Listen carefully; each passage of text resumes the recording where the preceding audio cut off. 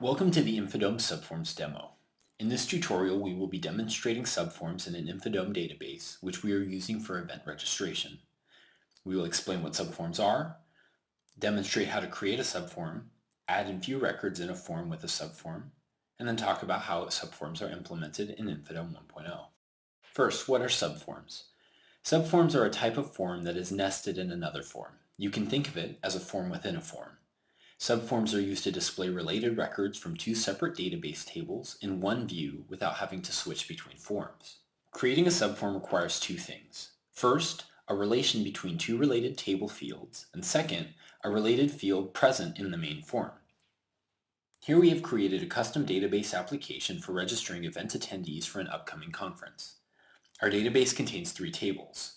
The first, a companies table, the second, an attendees and guests table, the third, a conference registrations table. If we switch to data mode, we can see the records that are present in each of these. For now, you'll notice that the companies table only contains one field. We'll talk a little bit about that later. For now, let's take a look at the attendees and guests table as well as the conference registrations table. You'll notice both of these tables share two fields in common. We have the email address as well as the company field.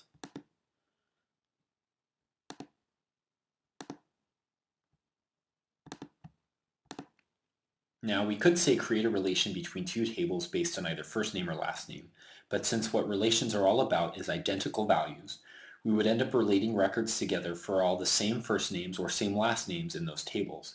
All of our Elizabeths or all of our Gonzaleses would then be connected.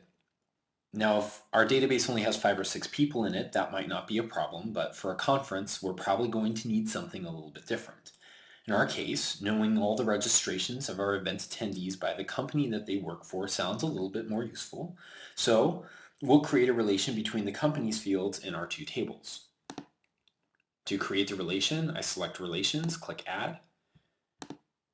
I am prompted by InfoDome in the Add Relation window to select the table and field. In this case, I'm going to select the companies table and participating companies field, and then the conference registrations table as well as the company field there.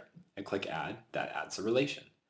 We can go ahead and close out of the Relations window for right now and switch over to Forms. To create the subform inside my companies form, I'm going to open the companies form.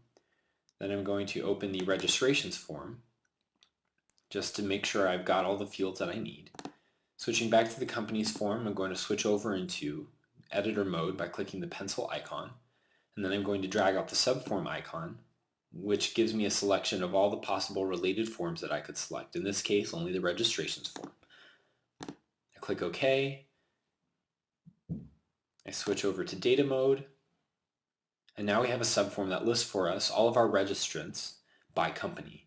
If we scroll through each of the company records, we see that the subform brings up for us all of the registrants that we have for that company. Let's go ahead and close out. Now we want to create a relation between our registrations form and our attendees and guests form. To do that, we're going to add a relation between conference registrations, and we're going to do this relation by contact email, and then attendees and guests, also by contact email. We click Add. That adds the relation. Now switching back over to our forms, I'm going to open the attendees and guests form. This lists our contact information for our attendees. I'm going to switch into design mode by clicking the pencil icon, drag out the subform icon. Registrations form is going to be the subform that I want. So I go ahead and select that, hit OK. Then I switch over into data mode. And now I have a subform that lists my registration information along with the contact information that I have in the attendees and guests form. That's how you create a subform. Now let's go ahead and add a record inside of a subform. By clicking the plus icon or Control-Shift-N, it automatically creates and fills in for me the contact email. I can then enter any information that I like into the subform. Now say in this case, I'm simply adding an additional record to indicate that Alan Daniels is also going to be an exhibitor at the upcoming conference. You can go ahead and add the information like so. Both of the records are there. And then if I were to switch back over to the registrations form, and I search for Daniels, InfoDome shows that I now have two records. One is an exhibitor record, and the other is the attendee record for Alan Daniels.